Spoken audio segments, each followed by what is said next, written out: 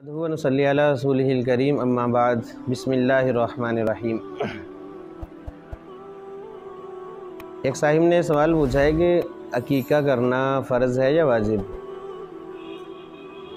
अकीका ये सुन्नत अमल है, कोई फ़र्ज़ वाजिब नहीं है। अगर कोई नहीं कर पा रहा तो किसी पर कोई गुनाह नहीं है। हाँ, बेहतर है कि अकीका कर लिया जाए, मसनून अमल है।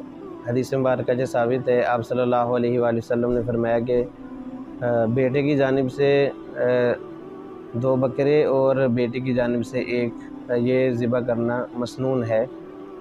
और फ़ुक़हा कराम ने ये गुंजाइश दी है कि जो बड़ा जानवर है उसमें 7 हिस्से होते हैं, तो हिस्से भी रखे जा सकते हैं, 2 हिस्से बेटे के, 1 हिस्सा बेटी के लिए। तो ये मसनून अमल है। और अगर किसी में गुंजाइश नहीं है तो बेटे की जानिब से अगर कोई एक जानवर भी करना चाहे तो कर सकता है, इसमें भी कोई हर्ज की बात नहीं है। दूसरा सवाल कि अकीके का गोश्त खुद खा सकते हैं या नहीं। तो गोश्त का वही हुक्म है जो कुर्बानी का हुक्म है, यानी ये अकीके का गोश्त खुद भी खा सकते हैं और अज़ीज़ व अक़ारब को भी खिला सकते हैं, गुरबा, फ़ुक़रा, मसाकिन लोगों को भी खिला सकते हैं, दोस्त अहबाब को भी खिला सकते हैं। इसमें कोई हर्ज नहीं, जिसको चाहे अमीर हो गरीब हो सबको ये खिला सकते हैं, कोई इसमें हर्ज नहीं है। फिर अकीका जो है इसके बारे में पूछा है कि कब होना चाहिए।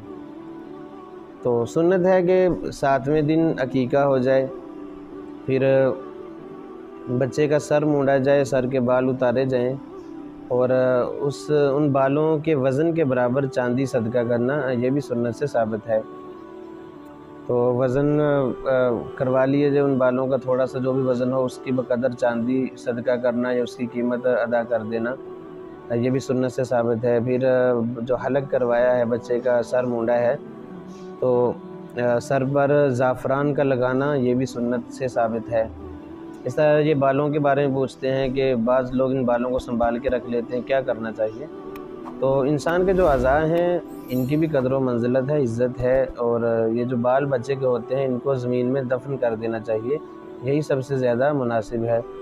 और इनको संभाल के रखना या और कोई अकीदा इनके बारे में रखना, ये बिल्कुल मुनासिब नहीं है। बस इन बालों को दफन कर दिया जाए, यही बेहतर है।